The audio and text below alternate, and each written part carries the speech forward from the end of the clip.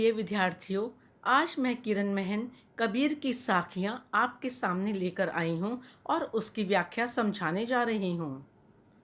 जाति न पूछो साधु की, जो पूछो तो ज्ञान, मोल करो तरवार का, पड़ा रहन दो म्यान।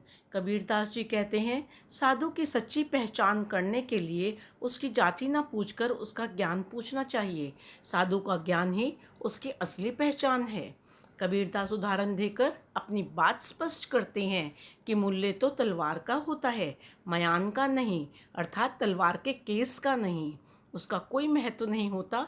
हमें वास्तविक वस्तु की पहचान करनी चाहिए। ज्ञान से ही ईश्वर की प्राप्ति होती है। आवत गारी एक है, उलटत हुई अनेक, कह कबीर नहीं उलटिए, वही एक की एक। इसमें कबीरदास जी कहते हैं कि जब गाली आती है तब वह एक ही होती है, उसके उलट देने पर वह कई रूप ले लेती है। जवाब देने पर गालियों का यह सिलसिला चल निकलता है।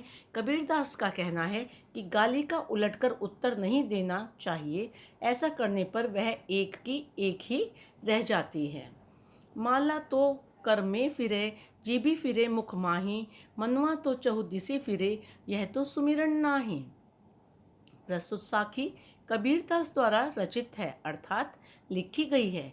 बच्चों, कबीर माला फेरने को निरा ढोंग बताते हुए उसे निरर्थक बताते हैं, अर्थात इसका कोई अर्थ नहीं है। कबीरदास यथार्थ स्थिति का वर्णन करते हुए कहते हैं, प्रायः यह तो होता ही है।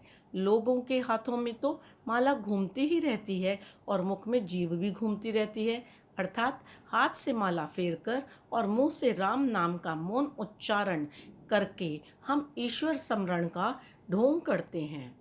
इसका कारण यह है कि उस समय भी हमारा मन चारों दिशाओं में घूमता रहता है, अर्थात हम एकाग्रचित्त नहीं होते, अतः इसे प्रभु स्मरण नहीं कर सकता।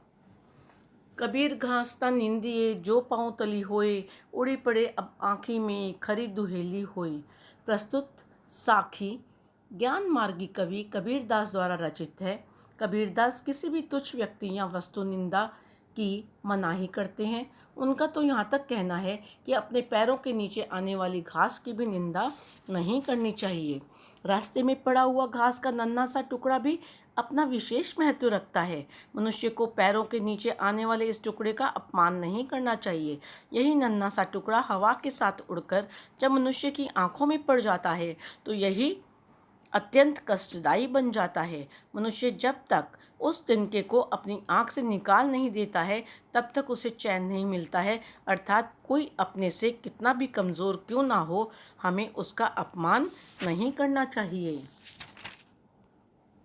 जग में वैरी कोई नहीं, जो मन शीतल होए, या आपा को डारी दे, दया करे सब कोई। कबीरदास जी कहते हैं, यदि हमारा मन शीतल अर्थात शांत है तो हमें इस संसार में अपना कोई भी शत्रु प्रतीत नहीं होगा।